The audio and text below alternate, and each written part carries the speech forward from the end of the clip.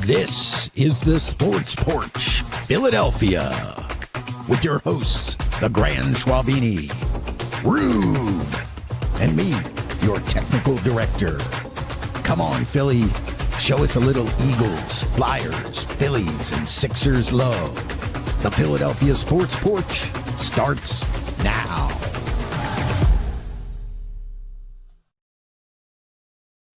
Yeah, the Philadelphia Sports Porch starts right now. We are live all over the world on Facebook, YouTube, and X. And of course, I'm going to drop the podcast right after the show on the iHeartRadio app, Spotify, Apple Podcasts, or anywhere you get your friggin' podcasts. I'm your technical director. To my left on the screen, well, I don't know what it is, left or right. I can't figure it out. That's Rube over there, lifelong Philly fan, living in Austin, Texas, the Grand Schwabini, coming to us from his office studio, who has added some pictures and stuff. That's nice. I like the background you're working on there. Mm-hmm. So what are we going to do? Jack. What'd you say? Michael Jack is in the house tonight. Yeah, Michael Jack. Yeah, of course. Yeah, Michael because we're going to talk about that. Go to YouTube right now if you're not already watching us there, and subscribe at Philadelphia Sports Porch. Click the notifications button.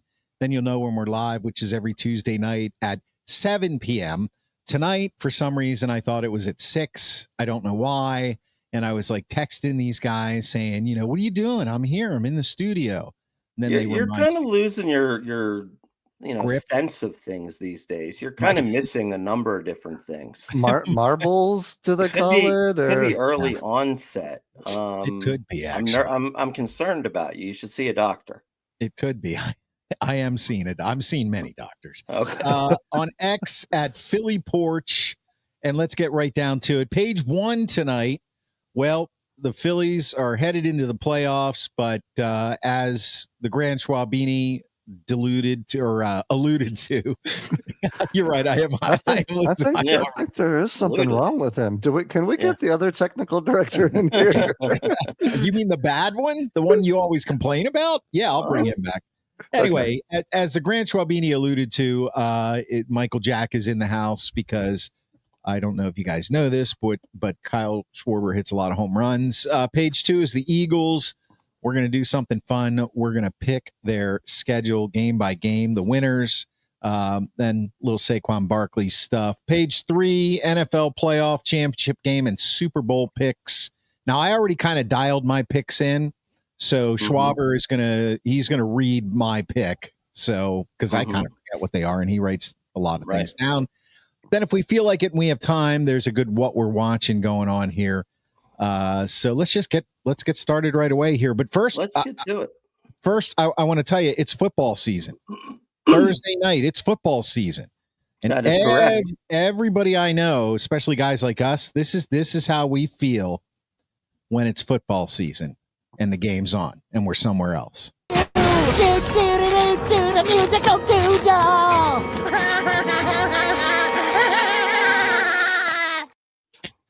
Is that or is that not? That might have been the dumbest thing I've ever seen in my life. I would like to second. I would second that as that was terrible. Is that SpongeBob? Who let this guy in? You're like a child. You're like an absolute, you're almost like an infant. Well, here's what happened when I for some reason I was watching TV upstairs and I got it in my head the time change, and so when you guys were like, "Hey, you moron, it's at 7," I was down here and I was messing around with a bunch of stuff because I had the whole show set up, and that's what happens when I get an extra hour to just kind of mess around. Right. I thought it was funny. It's how we feel. It's like we're, anyway. We're going to really have to try to rein you in future weeks. Probably. Well, let's talk about, a fantastic moment in Philadelphia sports happened this past week where the great Kyle Schwarber went from 45 home runs to 49 home runs in one game.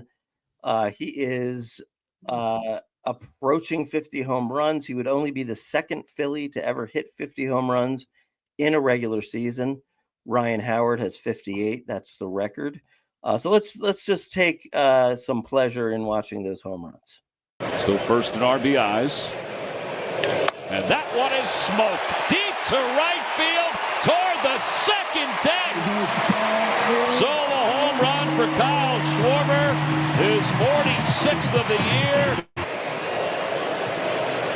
That one is drilled deep to right field toward the pole. Gone! Second home run of the night. This one a 2-run shot. The first 3-2 pitch, and Kyle was just out in front of it, and he threw in, boy, girl, powder blue. It kind of mixes in pretty good. It really does. That one's the opposite way. Profar's going back. It's carrying pretty well. That's the best one. It's a 3-home run night. Yeah, opposite field. 1-2. That one's drilled deep And that to was right no field. doubt. He has done it. 4 home runs in a game. A 3-run home run.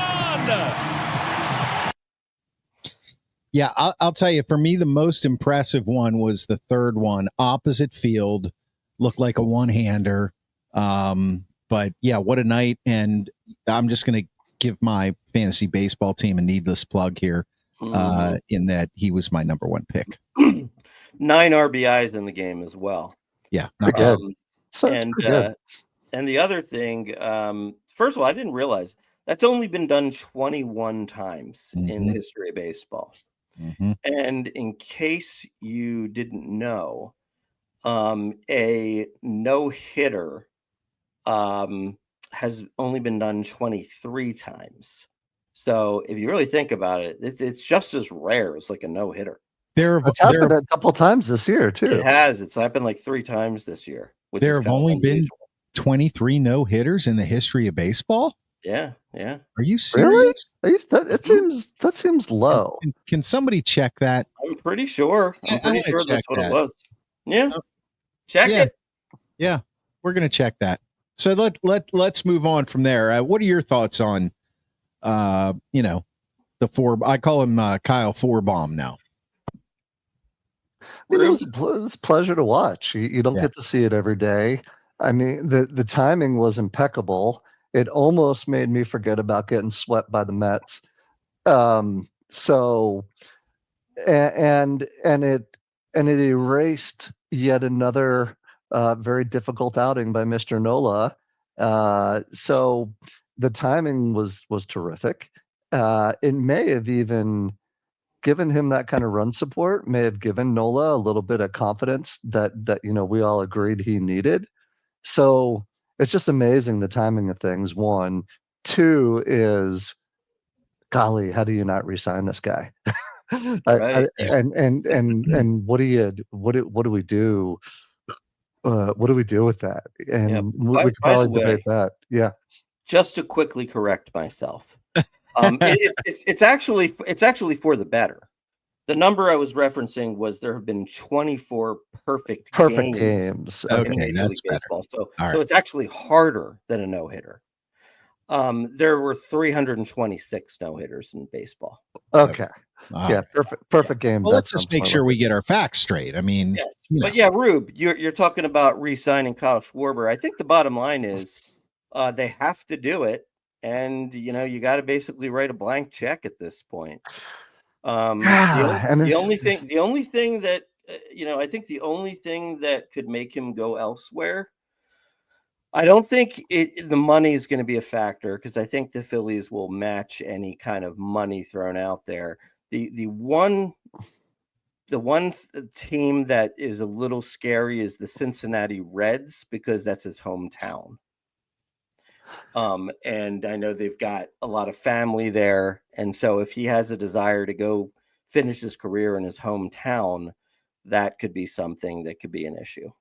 Let me ask you this. So let's assume, just for right now, that the Phillies do not win the World Series this year. Yes. Do you think if Kyle Schwarber, let's say the money's even, do you think he goes home with the idea that he may have a better shot of winning a World Series with the up-and-coming Reds, or staying with the Phillies? Because a lot of people will say, hey, the window, we're getting pretty close to shutting this year. What would you do? If you wanted to, who do you think's got a better chance to win after this year? the Reds or the Phillies in terms of a world championship? Well, I definitely think the Phillies. But it's a different story if we're talking LA Dodgers, you Oh know? yeah, I'm just talking I'm just Yeah. talking Reds, Right. right? So if Right. that's the biggest threat, if that's your Yeah. assertion, does he go there and have a better chance of winning a World Series there? I mean, I think if I'm Kyle Schwarber and I've had the 4 best years of my career in Philadelphia, I think I'm comfortable in that ballpark. It's a great ballpark for me. The fans love me. I don't really have to prove anything. Um, he's basically the leader of the clubhouse is from what people say. Mhm. So I don't know why you would start all over unless you truly thought it was a better chance to win a World Series. And keep in mind, I mean, the only reason why the Reds would have a better chance to win the World Series would be because he is joining them. That's it. Okay. Like outside of that, I mean, I wouldn't say that they're close. Isn't that what great athletes do? They go back to their hometown in Ohio to win a world championship. Well, LeBron James, So sure. there you go. But listen, it was amazing to watch. It brought back some of those old days from Mike Schmidt hitting them all in Wrigley Field, and Mhm. we've talked about that a lot.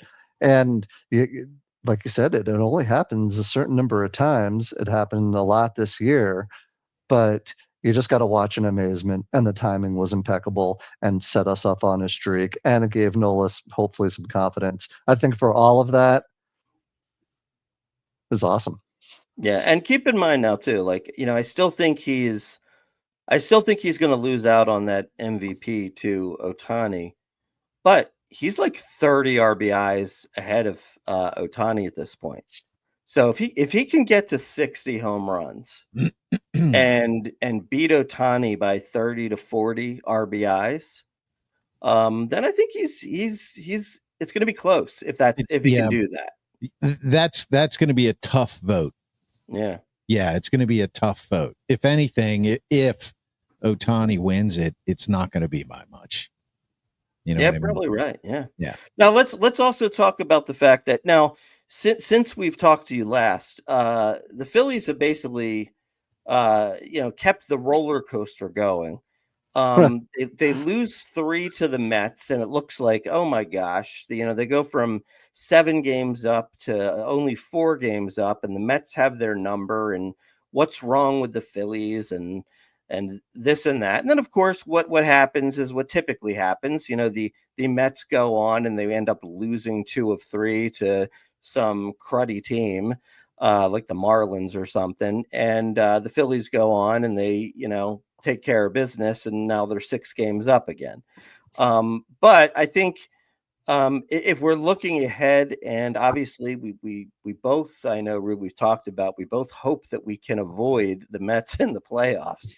But if we can, one of your biggest competitors is the team with the best record in baseball right now, which is the Milwaukee Brewers. And the Phillies just started a series with them in Milwaukee. They got down to Milwaukee 4-0, and they came back and they won the game 10-8 with some big clutch hitting from Brandon Marsh, who is really come on for the Phils in the second half. I mean, he's up to 275 right now. And Harrison Bader, by the way, we really kind of underplayed his significance being acquired at the trade deadline. The guy's he's hitting 313 with 26 hits. He's had 4 3-hit games, and plays an incredible center field. I mean, and he's a spark plug kind of guy. Yeah. So, yeah, that was a much better deadline, I think, than we realized at the time. We're just so used to obtaining outfielders and them not performing that we're shocked. And and it's been great to see. I love the way he plays, and he plays a really good outfield. You wonder if he starts playing right field a little bit, and Castellanos sits a little bit more. Would you do that, especially if Marsh and he are hitting? Well, I'm not sure about left field. Castellanos is basically a platoon player now. and he's not happy about it too. I know. I mean, Well, I don't know if you caught this, but they won a game where Trey Turner hit a walk-off single, and Castellanos scored the winning run, and he crossed home plate, and it was like he was miserable.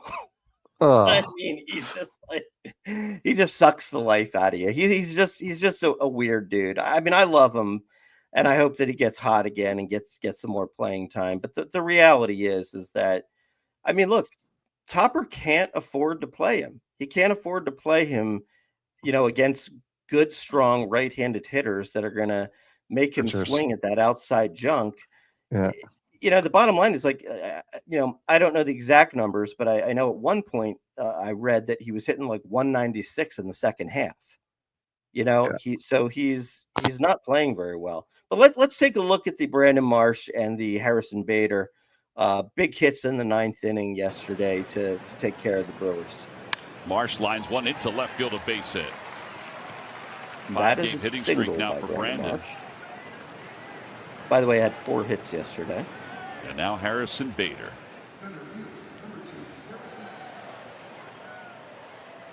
Now Marsh, who's 1 for 2. And he lifts this one out towards short right. That's going to drop for a hit. JT read it beautifully. On his way to third. And he'll get there first and third with nobody out. Brandon Marsh. And Marsh picks up his 3rd hit of the day.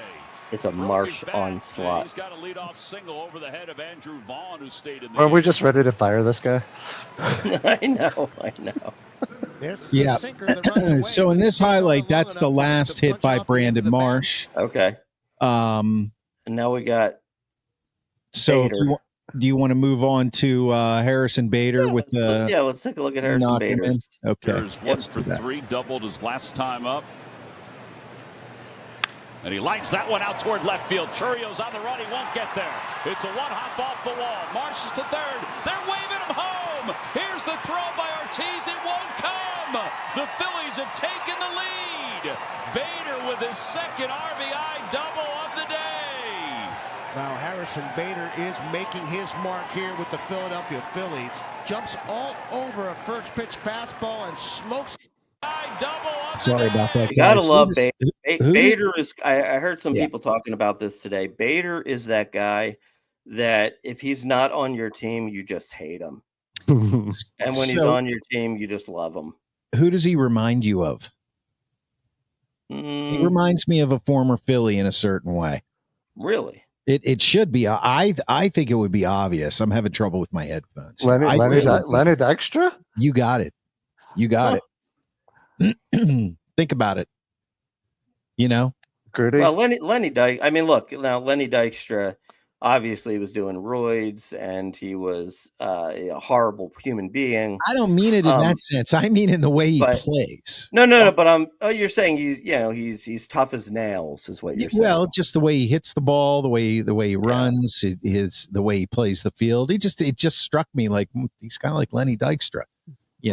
I mean, I get you, but I do feel like Lenny Dykstra, was a hell of a ball player. I mean, that's, I'm not saying, he was one of the best players in the league for a couple of years. I'm not saying he's as good. I'm just saying the style, He reminds you of him. Yes. That's Ruben, any thoughts on this Lenny Dykstra comparison? No, I'm going to leave that one alone. Jesus. But I am going to say, well, listen, I did say Lenny Dykstra based on, so, Okay. I can see it a little bit. First reaction. He's kind of like a cross between Lenny Dykstra and Buddy Bell. Buddy Bell. Okay, the blonde hair. It's been a long time since I've thought about Buddy Bell. Okay, anyway, I digress. So even with an 8-6 lead, yeah, didn't you know when Robertson came in, you're like holding your breath on every pitch? And you know what? He's been phenomenal until yesterday's game. Yeah, and he got the first 2 outs. Yeah, and he's just picking at the corners, right, and then all of a sudden it just oh golly. I know. So are you okay with him pitching in the playoffs?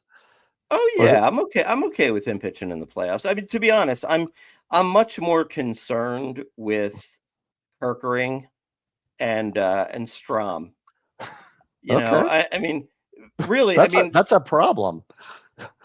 Well, it is a problem, but then at the same time, I think, maybe it's us as Philly fans, like, we're overdoing it because we're watching every single game these guys pitch. I mean, look, Kerkering does, I believe, have like a 2.98 ERA, and I think that Strom has the same, or 3.02 or something like that. I mean, look, they're good pitchers. They get people out. I just feel like for whatever reason, Kerkering just seems to like give up a run. Just doesn't inspire confidence. I get No, it. he just doesn't inspire confidence. And Strom is like he's really good, but he's also just like he's just not fast enough. Like he's got good command, good location, but still it's just like 95, maybe 96 tops. He needs that 98, 99 to ensure these guys aren't going to really hit it. And if he makes a mistake with a 95 or a 96, it could be over the fence. Yeah. And Alvarado's back, which I get it. Play him, get the number 1 seed if you can. Right. Win the division. But I don't know, man. I almost kind of feel like give someone else the opportunity and win with the guys who got you there. I'm struggling with that. So, and what do you do to your rotation come the playoffs? Well, one thing about Alvarado is the way I sort of look at Alvarado is, one of the reasons why the Phillies bullpen may have faltered last year is because they were overworked. So use Alvarado as much as humanly possible. 8 so innings. That yeah. So that these Kerkerings and these Stroms and these Robertsons don't have to pitch as much, and they're a little bit more rested for the playoffs. Yeah, now, that's a great point. An interesting tidbit that we didn't mention was the Phillies actually made a signing. They claimed off waivers Walker Buehler, who is not having a great year. I think he's maybe 7-7 with like a 5-something ERA, but he is a guy that has a lot of playoff success. They are going to put him in the rotation and go to a 6-man rotation to kind of, limit some of the innings for the guys. And look, I will say this. One thing that the Phillies do know how to do pretty well is they do know how to get the most out of their pitchers. And I did read something that said that Dombrowski and the pitching coach looked at film and basically said, we know how to fix them. so like Jordan Romano, right. and Taijuan Walker and fix those Jordan guys. Romano, no. Taijuan Walker, hey, for 3/4 of the season. Yeah. Go Birds. Go Birds. Thanks for chiming in, Casper. Is it time? Always Is it time to start talking football? Yeah, though? it's time to go football. Please. There is a game. There is a game coming up this Thursday night. It's just 2 sleeps away. The Eagles will unveil their banner for the Super Bowl championship in front of Jerry Jones and Dak Prescott and CeeDee Lamb. And by the way, the Eagles players will not be on the field when that occurs because they have moved past it. That's what I heard. Okay. So don't you think he's overdoing that a bit? Like, I get it, I get it. Last year was last year. We're 0-0 and blah blah blah. But come on, I think these guys are adults, and I think they understand that the season starts all over again. I think it's a little too much. I think Sirianni's over rotating on this one a little bit. So we're already criticizing the head coach on how he's handling the season. I guess no, how he's handling the championship. But anyway, we let digress. this be the first criticism of the season. We'll call it that. Schwab, see if you can keep that in that memory bank, or you can write it down. Okay, fair enough. I want to remember this criticism here. Let's, they start off 0-6. Oh, Sirianni should have let him come out for the banner celebration. So, well, I'll tell you what. Exactly. I will tell you what, guys. What we're going to do right now is we're going to start with our game by game predictions. Schwaber, do you want to mention the Saquon Barkley thing first, so then we can just roll through the Eagles? Yeah, we will just mention that first. Let's give a kudos to Saquon Barkley, who was named ESPN's top 100 number 1 NFL player. I think it's pretty obvious if you really think about it. I mean, the bottom line is that he was drowning in New York. He basically came to Philadelphia, was the missing piece, rushed for 2,000 yards, would have broken Eric Dickerson's record if they had a reason to play him in the last week of the season, or if he wasn't so unselfish, right? Or if he wasn't so unselfish, Yep. So seriously, the bottom line is, I mean, he basically went out and had the best running back season ever. So yeah, I mean, he probably is the best player in the league. Sure, right now, I'd say. Yeah, Rob, your thoughts? I agree. Was he? Was that voted on by his peers? Yeah, it's by the players. Yeah. So, based on last year, yeah. I have a hard time not picking a quarterback, though. To be honest with you, I think quarterback impacts the game more. So, if given the chance, I'd probably pick like a Josh Allen or a Lamar Jackson, because Lamar Jackson got number 2. Okay, but but think about this though, and this is not a knock on Jalen Hurts, okay? No, but we talk about you got to give it to a quarterback. Well, the Eagles needed Saquon Barkley to win the Super Bowl. They did. They also needed the number 1 defense.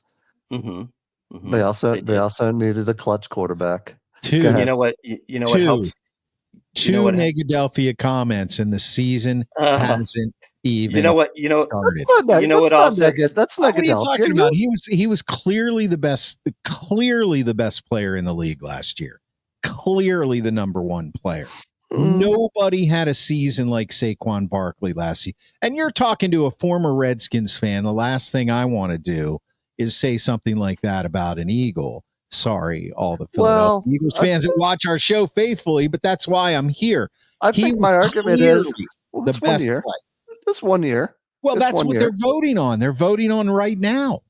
Clearly. Yeah. I don't know how you can even think that Lamar Jackson would be better. If Lamar Jackson was the best player in the NFL right now, I'm telling you, the Ravens would have won the Super Bowl because their defense wasn't half bad. Well, but here's the other. I wasn't too far off. Here's the other factor. I'm being very critical of you today, Rube. I'm sorry. That's here's okay. the other factor. 2,000 yards kept the defense off the field quite a bit too. Yes.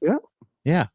Okay. Yeah. So it's really the Super Bowl. I guess in your prism to start the season right now, Sirianni's play, and then Saquon, is he really number 1?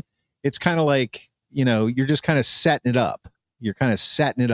So there's no disappointment. Just calling it like I'm just calling it like I see it. Right. You pay me for my opinions. Okay, I'm gonna make a prediction. You pay me for my opinions. Look, he's making a lot of money to speak the truth. Listen. If our fans not don't giving want me any of that money, that's for damn fans sure. Don't want to hear us all agree all the time. Yeah, that is correct. Yeah. All right, guys. Let's get to the picks. And I will say this, guys. When you win the Super Bowl, and even more so, even just as so, if you win your division, they do make a harder schedule for you. This schedule is pretty damn brutal. I really have to say. I mean, it's pretty bad. So let's just start out. We got the Cowboys visiting the Eagles Thursday night, 8:30 game. No Micah Parsons. The Grand Schwalbini has the Eagles opening with a win. I just think Dallas is in a little bit of disarray right now. So I'm going Eagles. Rob, who you got week 1? Oh, I'm going Eagles. I'm going Eagles. Banner goes up. They have their gut punched by losing their best player. It could be a sneaky one. They may come in here but the talent on both sides of the ball is superior for the Eagles. It's a win. Yep. TD? This is hands down. The Cowboys are going to lose this game. I have one additional prediction. Yes. When we do our NFL predictions, Rube is not picking the Eagles to win the Super Bowl. I don't want to know if that's true or not. That's my prediction. How much money? How much money do you want to put on that prediction? Yeah, well, you could change your mind now, but you know. Yeah, you haven't seen my predictions. I would change it just to spite you, gentlemen. Okay, guys. So the birds get off to a 1-0 start. We're all feeling pretty good about ourselves.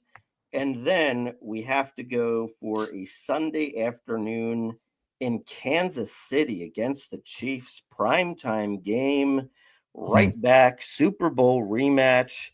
I'll tell you what, Grand Schwalbini, I'm taking the Chiefs in this game. And the reason why is, first of all, the Chiefs, they do not want to be embarrassed times 2. That's number one. They're playing at home. And the other thing is, you know what? Whenever somebody loses the Super Bowl and then they play that team the next year, it always seems like they win. You know, same thing happened when the Chiefs beat the Eagles. Eagles go down to Kansas City, beat the Chiefs in the regular season. They win the meaningless game. So I think that the Chiefs are going to come out on top. I got the Eagles at 1-1. Rube, what do you got?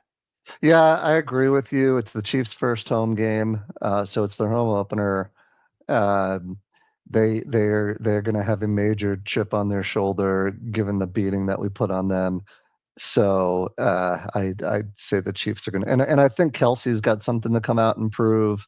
They got a lot to prove. So I'm gonna take the Chiefs. I'm taking the Eagles in this one. All right. They kicked the crap out of Kansas City in the Super Bowl. I don't think they're scared to go in there. And I'm not a big fan of the Chiefs this year.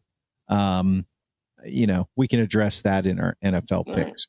So, all right. So week 3, hey, it just keeps getting harder and harder. So the Eagles do get the luxury of coming back home for a Sunday 1 p.m. game. That's my favorite time to play.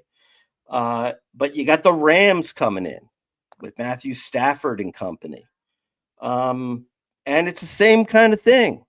You know, the Eagles beat the Rams just barely last year in the playoffs. And, you know, I think the Rams they're a team that's in the mix this year for the title. Defense is really getting better.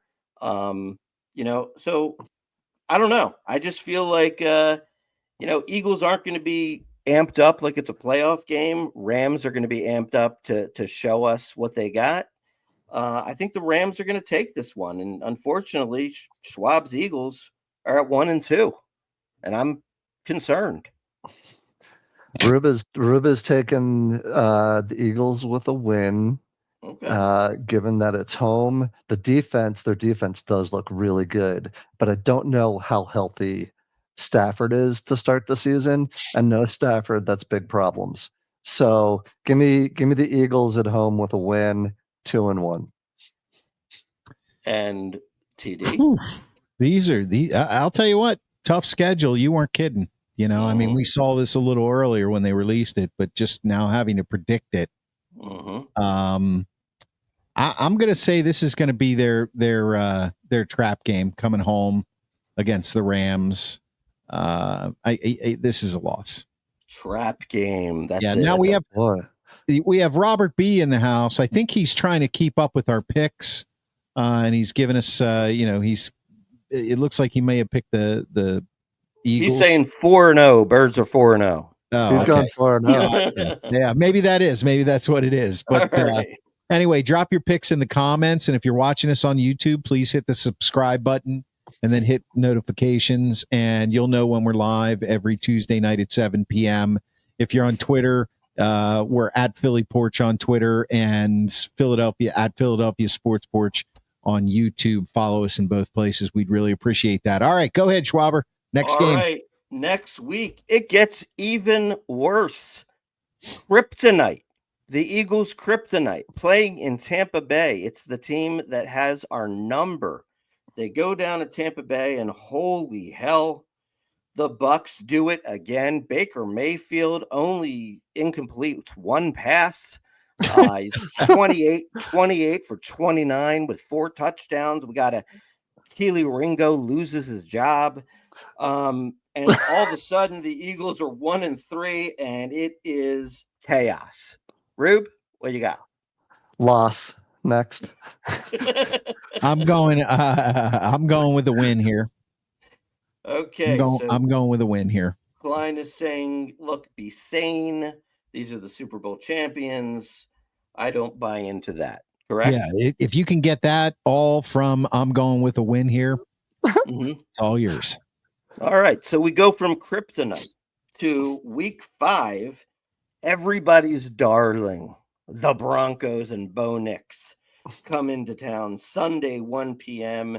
I say the Eagles right the ship, and they put a smackdown on Bo Nix. 3 interceptions, and everybody's wondering, who is Bo Nix really? Rube? I have that as a win at home against the Broncos. We're tough to beat at home. All right. And I'm going with a win as well. You can add all of the, extras as you usually do if you like. You got it. All right. So finally, we get to week 6. And it's we're back to the division. It's Eagles at the Giants. It is a Thursday night game, so it's a primetime home game for the G-men. Whether the quarterback is Jackson Dart or somebody else, who knows? But I'm going to go with the Eagles. I think the Giants, even if they somehow figure out a way to improve this year, I don't think they're going to be doing their improving against the Eagles. Rube? Yeah. Tough to ever pick the Giants over the Eagles in this current time. So give me a W. All right. If Russell Wilson is still playing, please kill me. And they definitely beat the Giants. If Jackson Dart is in, not a lot of tape on that kid. That could be but that doesn't matter. I think they beat the Giants. Listen, they got 5 games. They have a Sunday game. Is that right? They got a Sunday game, then a Thursday game? Yeah. So that's the only thing. And thankfully it's against the Giants on short rest. If it was any other team, it would probably be a harder decision. All right. So week 7, the Eagles go on the road to Minnesota to face the Vikings, J.J. McCarthy and company. That's a tough team to predict. If J.J. McCarthy's good, that's a heck of a team. If he's not, probably not. So I'm going to say with Vic Fangio at the helm, he's going to throw in some wrinkles that J.J. McCarthy hasn't seen before, and the Eagles win and go to 4-3 for Schwab with a 3-game win streak. Everything has settled down. Rube? It's a W for Rube. All right. At the Vikings? That's a loss. A loss. Yeah. Boy. Mr. Negadelphia over there. Not you have no justification for that. I gave them a win at Tampa Bay, a win at Denver versus Denver, a win at New York. That's 3 wins in a row. And they, it's hard to keep that up. And you're going into Minnesota. And even though they have basically a rookie quarterback, their defense was pretty good last year. And it's a tough place to play. So. All right. So week 8, hey, we just saw the Giants. We see them again. Giants come into the Link Sunday at 1:00. And I say Eagles continue to roll. Rube? Yeah, 4-game win streak for me. Eagles over the Giants going into Halloween. Yep, that's a win. That's a win. Okay. So we have now reached the bye. And just in case you wanted to know, the Grand Schwalbini has the Eagles at 5-3. Rube and TD have the Eagles at 6-2. The bye. Let's call that a win. All right, week 10. All right, it keeps getting harder, boys. Week 10, Eagles at Packers on Monday night. A home Monday night game in Lambeau Field with Micah Parsons, with the Eagles having ousted the Packers last year in the playoffs. It's a tough spot, and I go Packers here. I go Packers as well. Packers as well. Yeah. This is kind of a prove it game for the Packers. I'm not sold on the Packers 100%. I'm not sold on Jordan Love 100%. And we have no idea what Micah Parsons is going to do in Green Bay, although I suspect it's going to be kind of Reggie White-like, meaning, you guys get the drift. But the Eagles, I'm taking the Eagles in this game. Okay. I think the Eagles, I'll explain myself after we're done here. Okay. Go ahead. All right. By the way, the Packers are 7-3 on their last 10 Monday night games. Yeah, right. I don't give a shit about the past. That doesn't mean anything. So so you mean Saquon Barkley last year wasn't good enough? That pass doesn't make him the number one player? Okay, forget it. Yeah, you're really. Yeah, go ahead. Go ahead, Rube. Simmer down. Simmer down now. Don't you know Schwaber's trying to get through this? Simmer down now. All right. So week 11. Week 11. It doesn't get any better, guys. We got Dan Campbell, Amon-Ra St. Brown. We got Jahmyr Gibbs, Jared Goff coming into town. Lions at Eagles, Sunday night primetime game. I'm taking the Birds here. I'm thinking the Birds are going to smack them around a little bit and let them know they're not as good as they think they are. Rube's taking the Lions because he wants to be able to sleep next to his wife tonight. Okay. But you can whisper who you're really taking. I could tell you who I'm rooting for, but I did take the Lions. Just whisper. This is the Lions' window. I feel like this year is their window, and I think they're going to win this game. So Eagles lose. Okay. So not given any credence to two new coordinators. We'll talk about that later. Yeah, it's not it's not that. I'm looking at they're coming off of what's going to be a huge win at Green Bay, a huge statement. They are coming home, but the Lions, this is do or die for them. So lost to the Eagles. All righty then. So we got Eagles in week 12 going to Dallas. It's a Sunday 4:25 primetime game. I'm taking the Eagles. I just feel like it is a year that the Eagles are going to take care of the Cowboys twice. Who even knows if Dak Prescott is quarterbacking at that point? Seems to get nicked up quite a bit. So I got the Birds. Rube? I have the Birds as well, but I'll tell you this. If the Cowboys, for some miraculous reason, do have a decent year, I think there may be a road trip up to Jerry World with my Dawkins jersey on to go see this game. So we're going to have to see, but I'm calling it a win. Interesting. Are people invited on this road trip? Come on, let's go. All right. Okay. I mean, you got to ask, right? Come on. All right. What do you got, Klein? I'm going with the Eagles here. The Cowboys are going to beat themselves all year long. I mean, they are slowly turned. They're not a dumpster fire. They're a smoldering dumpster the last few years. And this Micah Parsons thing is kind of where things, I think, start to catch fire. So, all right. So week 13, some folks like these guys. They think that they're going to have a decent year. I'm not sure. It is a Friday game, the Friday after Thanksgiving, 3 p.m. Bears at Eagles. I've got the Eagles taking care of Caleb Williams and company. I would agree with you, Grand Schwabini. I am not sold on Caleb Williams as of yet. And I think they don't they have a new coach? Oh, Ben Johnson's the new coach. Yeah. So, but I think it's Eagles want any chance to win the Super Bowl. They got to beat teams like the Bears and the Giants handily. So give me the Eagles.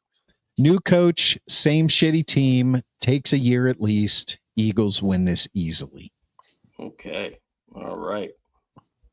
Just so you know, at this point, Rube and the Grand Schwalbini have the Eagles at 8-4, and Klein has the Eagles at 9-3. Oh, ye of little All faith. right. We go down the stretch. Now, this one is just kind of an odd one here. Week 14, the Eagles are heading down to San Diego to play Jim Harbaugh's crew. You mean they're going to Los Angeles, pal? It's the Los Angeles Chargers now? I thought it was still San Diego, no? Oh boy. Are you losing it like the technical director? Are we really going to have this? It's been that way for 4 years, Mark. 4 years. It's the same place. It's sunny. It's sunny every day. Okay. All right. All right. So they're going to play the Chargers, and it's a Monday night game. So that's how much you care about the Chargers. So at LA, Monday, 8:15 p.m. I'm taking the Eagles. Eagles, just for whatever reason, always seem to beat the Chargers. That's the only reason I'm really giving here. I'm not really sure about the Chargers. I mean, I like Jim Harbaugh as a coach, but I just don't know that they got the talent. So I got the Eagles. Rube? Give me the Eagles over the fighting Harbaughs. I'm not a believer in Justin Herbert, although he is my backup fantasy quarterback for now. He's my backup fantasy. Chris likes those long locks. He's my man crush, Rube. Man crush. Okay. Yeah, it's disturbing. It's a lot. TD, I thought he cut the hair. TD, let's bring it back to football. I cried that day. I was depressed. TD, let's bring it back to football. I had to take Xanax. Who do you got? We're talking. I'm taking the Eagles over the Chargers. Okay. All right. Now we've got week 15. The Raiders come into Philadelphia, a Sunday 1 p.m. game. Thank you, God. I wish every game was Sunday at 1 p.m. But or for you, technical director, that's noon. Yeah, no such luck when your team is good. Right. Maybe I got the Birds. I got the Birds, and they're on quite a win streak here for me. They're up to 10-4 now. Rube? Give me the Birds. I couldn't even tell you who the starting quarterback for the Raiders is, so that's problematic. Well, it could be Kenny Pickett. Could be. Then it's definitely a win. Yeah, that's an Eagles win all the way. The Raiders are once a proud franchise. Okay, and now we got a really difficult last 3 games to the season here. All right, so week 16. This is going to be a Saturday game. Time to be determined. Eagles on the road at the Commanders. The Grand Schwalbini here sees I see the Commanders as the second best team in the division, and I do think they're going to be quite competitive throughout the whole year with the Eagles. So I'm calling a split here, and I'm going to say that the Commanders are going to win their home game. So I've got the Commanders winning, and the Birds fall to 10-5. Rube? Agree 100%. Okay. Yeah, Washington is always capable of beating the Eagles at home. They rarely, I think, beat them in Philadelphia. So I'm going in the same direction. Although I am not sold on the Commanders being this. Well, I mean, you got Dallas and the Giants, so it's kind of hard. Maybe they are the second best team in the NFC East, but I'm not sold on them being as good as they were last year. Unless you see a sophomore slump. Yeah, I mean, it's the NFL tape. They watch tape incessantly from the moment you take your first pro snap. They were watching it all last, so they really have a year jump, in watching tape. So yeah, it's going to be. I don't think it's going to be as easy as people think it's going to be. But yes, I do think the Commanders will win this game. All right, week 17. It doesn't get any easier. I've been saying that every week, right? Eagles on the road at the Bills Sunday at 4:25, late in December. It's probably snowing. I'm taking the Bills. I'm taking the Bills as well. Yeah, this is a tough one because it's late in the year, and even if it's not snowing, it's a odds-on chance that it's going to be 0 degrees. So, you'd like to say the Bills are used to playing in that kind of weather, but I don't think anybody is used to playing in that kind of weather. So they're going to have to pull out the old, run 55 offensive plays and 2 of them are passes if they're going to want to hope to beat the Bills like Bill Belichick did a couple years ago. Man, I want to call this for the Eagles so badly because I want them to make a statement, but I think they're going to lose this game too and make their statement the next week. Okay. All right. So we go into the final game of the season. It is Commanders at Eagles Sunday, to be determined because, if it means the division, they got to make it a primetime game. I'm going to take the Eagles to win their home game in the rivalry. I've got the Eagles finishing at 11-6. Rube? As does Rube, a W, finishing the season at 11-6. And Klein. I'm going with a with a W in Philly, and I'm probably at 12-5, 13-4. No, you are 12-5. Okay, there you go. So TD's got the Eagles at 12-5. Rube and the Grand Schwalbini have the Eagles at 11-6. And I'll tell you what. I mean, 12-5 is great no matter what. I mean, I think 11-6 with that schedule would be a pretty damn good year. Yeah, it's pretty good. Yeah, 11-6 and mostly healthy going into the playoffs would not be a bad season. Yeah. Yes. Yeah. So we'll hold on to those all year, and I'm sure we'll have some fun with them. But we definitely don't want to. We don't want to forget the Negadelphia that Rube started the year off with, because we're doing a research project here. You're already thinking. You're already like 45 minutes like in the past. We're not talking about the past. We're talking about the present. Right, exactly. We're talking about the future. So yeah. If you're looking for some new material, maybe after the show. Okay, that sounds good. All right, what are we going to do here next? Yes, we're going to do our NFL playoff championship game and Super Bowl picks. But first, if you're watching on YouTube and on X, I want to thank you guys for being here. We love it. Please hit that follow button on YouTube, and also hit the subscribe button that follow button on X. Hit the subscribe button on YouTube. Click notifications. That way you'll know that every Tuesday night at 7 p.m. we are live right here on the Philadelphia Sports Porch. And you can also catch our podcast anywhere you get your podcasts. NFL picks, page 3. Here we Let's go. do it, Schwaber. Yep. All right. Explain who we're going to pick first, how far we're going to go. So could you give me some more instructions? I'm struggling with how to do this. Go ahead. All right. So AFC East, the Grand Schwalbini has the Bills taking that title. Chris also has the Bills taking that title. Rube, shall I put you in for the Bills? Put me in for the Bills. Let's make it unanimous. All right. For the AFC North, the Grand Schwalbini has the Baltimore Ravens. The TD somehow thinks that the Bengals can win, giving up 50 points a game, but he does. They haven't given up a single point yet. Correct. You are dead on with that. What are we looking forward? Yeah. Who do you got, Rube?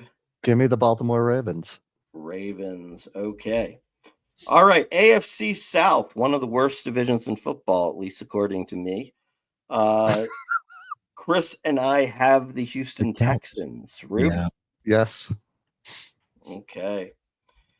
And the AFC West, I have the Kansas City Chiefs.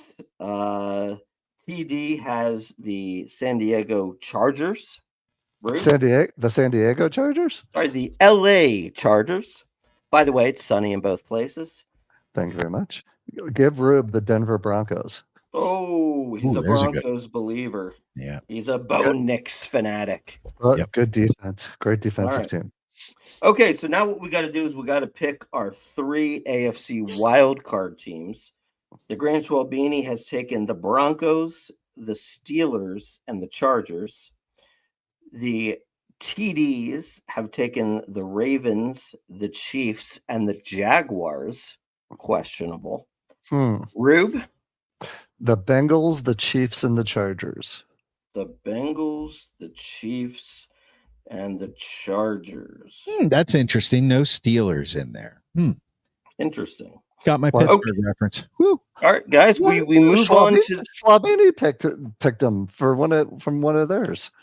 I did. For one of his wild card yeah, teams. I picked the Steelers. No, I was talking about meant Rube. you. And Yeah, you said Kenny Pickett. So are we done? Yeah. Okay. You noticed that, huh? Okay, yeah. Okay, NFC East. TD and Schwalbini have the Eagles. Rube, Eagles? Yes. Okay. All right, NFC North, one of the tougher divisions out there. The Grand Schwalbini has taken the Packers, and TD has taken the Lions. Rube? Packers. Okay, I hope you're able to sleep tonight. I do too. All right. And the NFC South. Oops. This probably is the worst division in all of football. TD and the Grand Schwalbini have taken the Bucks by default. Rube?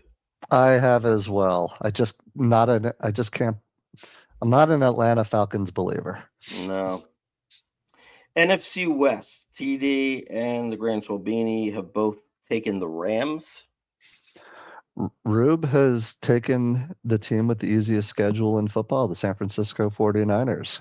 I think they're a little under the radar, and I think they're going to have a good year playing under the radar. Their receiving core is way under the radar, so that's the problem. Well, they're hurt. Yeah. Okay. All right. So your three NFC wildcard teams. The Grand Schwalbini has the Commanders, the Lions, and the 49ers. TD has the Packers, the Commanders, and the Vikings. Rube, who do you got? The Lions, the Commanders, and the Rams. Okay. All right.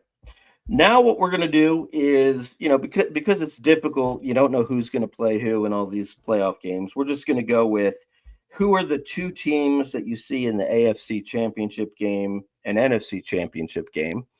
So for the AFC Championship game, the Grand Schwalbini has the Bills playing the Ravens, and the TD has the Bills playing the Chargers. What's your championship game, Rube?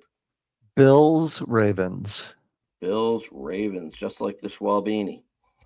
All right, NFC Championship game. The Grand Schwalbini, with a heavy heart, thinks the Eagles will not be repeating as champions. The NFC Championship game is Rams-Lions. And TD has the Eagles playing the Lions. Rube, who do you got? I'm going to whisper this one. Eagles, Rams. Oh boy. Okay. I am not a believer. I as you said earlier, 2 new coordinators is tough. It is tough. It's very tough for anyone but the Eagles who won. Okay, so now what we're going to do is we're going to give our Super Bowl picks, the two teams and the winner. The Grand Schwalbini has the Ravens playing the Lions, and Lemmer's heart just is torn and damaged as the Ravens and Lamar hoist the Lombardi Trophy. It is a good thing she's not listening tonight. For TD has the Chargers.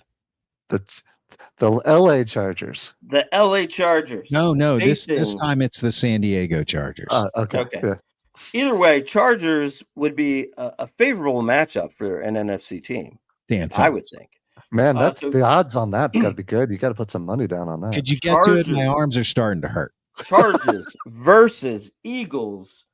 And TD has the Eagles repeating as Super Bowl champions. I called it last year. I'm calling it again this year. Saquon Barkley is the number one player in the NFL, and he's going to prove it again this year because he had himself buried in New York, and they buried him for dead, and the Eagles brought him back, and he won him a Super Bowl. He was the missing piece, and they're not going to let that happen again. Do I sound like an Eagles fan yet? Come on now. You do. Come on now. You do. We like it. We like Gosh, it. I hope you're right. I really do hope you're right. Jesus Christ. I mean, come on. I Have hope a you're little right. hope. Have a little hope, Rube. Come on, man. It's hard to repeat, but this team's got the coach and it's got the team. That's the way I feel. Okay. And We I'm pay sticking you. with We don't pay you for your opinion. All right. Yes. You know what? I don't know. At the risk of self-deprecation, which is normal, nobody pays me for my opinion. Give me those Philadelphia Eagles versus the Baltimore Ravens in an I-95 Super Bowl. I wrote down the Ravens as the winner. I'll stick with my pick. Oh, that would be terrible. That would be just torturous. It would be terrible. It would be terrible. Yeah, that is tough. Now, if it actually ended up being the Ravens and the Eagles, if that's what happens, what I think they should do is pick a random high school football field exactly in between Philly and Baltimore and real close to 95. Let's make it the real I-95 matchup. Then bring the Super Bowl crowd there. Where is the Super Bowl this year? I don't know. I'm pretty sure it's not at a high school in between. Let me check. Yeah. Well, I can't remember. I can't remember. 26 Super Bowl. Where do you Looking it got up. Levi Stadium, Santa Clara, California. Who plays there? LA Chargers, baby. That's where the 49ers play. Yeah. Oh, the 49ers. Okay. Oh, get another earthquake. Anyway. Sound effects. All right. Well, well done, fellas. Well done. We will keep our eye on this, and of course, at the end of the year, we will go over and see how we did on these predictions. I think there's only one thing left to do now. Yeah, we're going to do that right now after you subscribe on YouTube by clicking that subscribe button at Philadelphia Sports Porch, and then click the notifications button so you know that Tuesday at 7 p.m. Eastern time, oh my God, the Sports Porch is on. I got to watch that. And also follow us on X. That's right. Also follow us on X. We would love that. We're doing what we're watching here. And what is this? Well, time is valuable. And, you know, I can't tell you as a father of 4 kids and 3 stepkids what time means to me and what I wish I had back. So we know that there's a lot of choices you have out there in life other than kids. And one of them is streaming. And you waste a lot of time watching those trailers, usually about 45 minutes before you decide it's time to go to bed. So what do? We give back to you. We give back that 45 minutes because we've done it for you. And if we don't like what we've watched, we're going to tell you. And then you can skip it. And if we like it, we're going to recommend it. And maybe you'll follow those recommendations. How's that sound, fellas? I think it's really good. I think it's an excellent service we're providing. That's really good. All right. So these guys are both watching the same thing. Oh, no. One's watching, one's not. Okay. So we'll start with the Grand Schwabini. The Grand Schwabini is watching something that I'm going to pull up here in just a brief second on Prime. Ballard. Don't give too much away, Grand Schwabini. I'm halfway through it.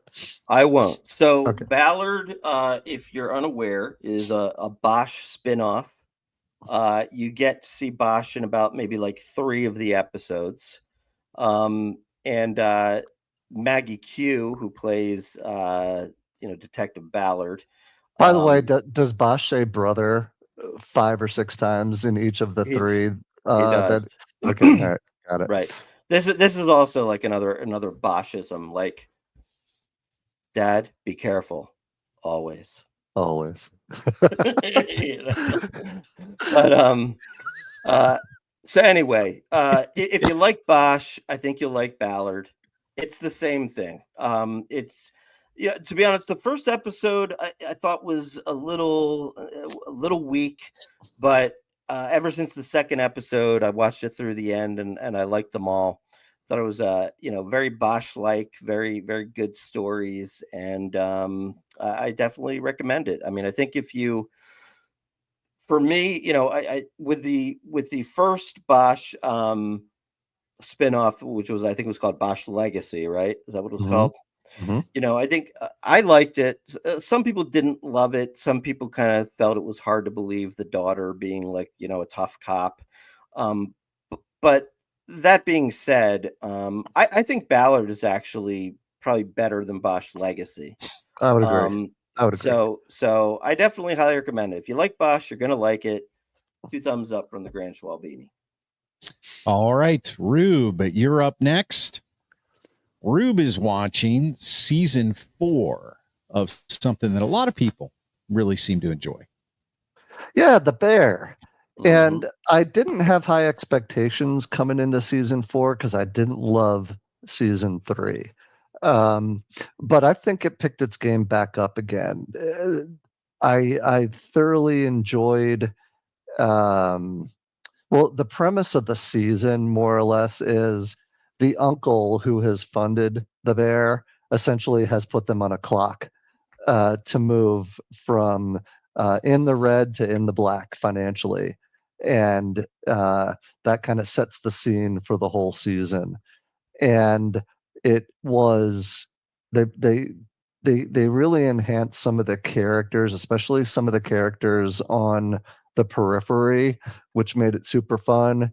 I think there's that same level of intensity that you come to expect from the Bear, especially in the season finale. It was just tremendous acting.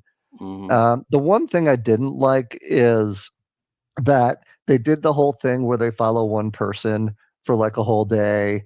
Mhm. And I think that's okay every few seasons, but I find those a little boring, to be honest with you. I don't need to know every nook and cranny about um, each one of the characters. I get to understand their personalities and their story through their engagement with the other cast. So um, I would say thumbs up. I enjoyed it. I think I'm super excited for season 5, and so you have to give it a thumbs up if you're excited for the next season to come. So I Yeah. give it a thumbs up. It's a good watch. But there's definitely a level of intensity that you've Yeah. come to expect. It's one of those things. I give it 2 thumbs up as well. I think the thing about the Bear, I think what stands out about the Bear compared to most other shows is it probably is like the best acting you're going to see on TV. It really is, really is. And the thing about it is, a show is powerful when it like takes a lot out of you to watch it. It does. You know, li- like 100%. like we'll be sitting there and we'll like when Amy and I are talking about what we're gonna watch. If she's like, "You want to watch The Bear?" Well, first of all, if I've had a long day, I'm like, I don't think I'm into it tonight. Or if I am into it, I'm like, all right, let's do Bear and then follow it up with Larry David, Curb Your Enthusiasm. Like I need something light after it. Or like Everybody You Loves need, Raymond on TBS. Right. you need a chaser. You need a Right. chaser. You do. You need a chaser. That's a You All great right. way to say it. Yeah. Listen, guys, I want one last prediction as we head out into the 2025-26 NFL football season. I want you guys, now I think all 3 of us picked the Eagles to win Thursday night. Mhm. So what's the score going to be, Schwaber? Score is going to be 38-28 Birds. Rube? 27-13 Birds. I'm going to go with 35-14 Birds. It's going to be a blowout. Go Birds. All right. That's right. Go Go Birds. Birds. There it is. That is it for us. Thank you for watching the Philadelphia Sports Porch on Facebook, YouTube, and X, where we come to you every single Tuesday night at 7 p.m. Eastern Time. Hit that subscribe button on YouTube. Click the notifications tab, and you'll know when we're live every Tuesday night. And follow us on Twitter, trying to grow the fan base there. I'm going to drop the podcast right after the show, just in case you don't catch us live. You can always listen to us in the car on the way to or from work or your grandma's house or, the Wawa or whatever the hell you're doing right after the show on the iHeartRadio app, Apple Podcasts, Spotify, or anywhere you get your friggin' podcast. For Rube, living in Texas, a lifelong Philly fan. For the Grant Schwabini, two of the greatest Philly sports fans I've ever met, and I've met a lot of them. I really have. I'm the technical director. That's it. I am out. We'll see you next week.